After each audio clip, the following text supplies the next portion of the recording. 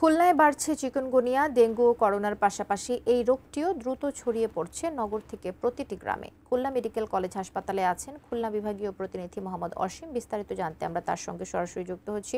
অসীম, জানাবেন সেখান থেকে চিকুনগুনিয়াও তো বেড়ে যাচ্ছে, ডেঙ্গু এবং করোনার পাশাপাশি সেখানে সার্বিকভাবে কি পরিস্থিতি দেখছেন হাসপাতাল প্রাঙ্গণে?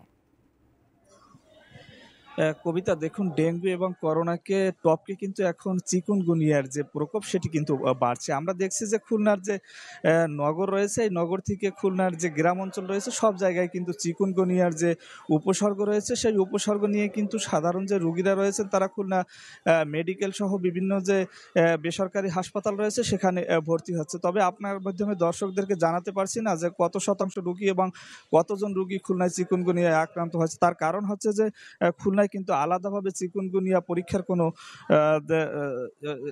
অবস্থা নেই। সে কারণে কিন্তু এই চিকুনগুনিয়ার সঠিক পরিসংখ্যান বলা যাচ্ছে না। আসলে চিকুনগুনিয়াকে স্বাস্থ্য অধিদপ্তরও কিন্তু খুলনায় যারা চিকুনগুনিয়ায় আক্রান্ত হচ্ছে এদের কিন্তু ডেঙ্গু বলে চালিয়ে দেওয়া হচ্ছে বলে অভিযোগ রয়েছেন। আসলে তারা বলছেন যে চিকুনগুনিয়ার জন্য কিন্তু আলাদাভাবে ওয়ার্ড খোলা উচিত ছিল, আলাদাভাবে পরীক্ষার ব্যবস্থা করা উচিত ছিল, তবে সেটি করছে না। তবে স্বাস্থ্য অধিদপ্তরের পক্ষ থেকে বলা হয়েছে যে চিকুনগুনিয়া যারা আক্রান্ত হচ্ছে তাদের কিন্তু চিকিৎসার যে পর্যাপ্ত ব্যবস্থা সেটি কিন্তু রয়েছে। তবে আমরা খুলনা মেডিকেল কলেজ হাসপাতাল সহ যে সমস্ত সরকারি হাসপাতালগুলো রয়েছে সেসব হাসপাতাল ঘুরে দেখেছি, কিন্তু রুগীদের কিন্তু এক ধরনের অনীহা রয়েছে, অর্থাৎ ডেঙ্গু এবং চিকুনগুনিয়া সহ হাসপাতালে, এই সরকারি হাসপাতালগুলোতে ভর্তি হওয়ার কারণ তারা বলছেন যে আসলে তারা যে সঠিক চিকিৎসা পাওয়ার কথা সেটি কিন্তু পাচ্ছে না।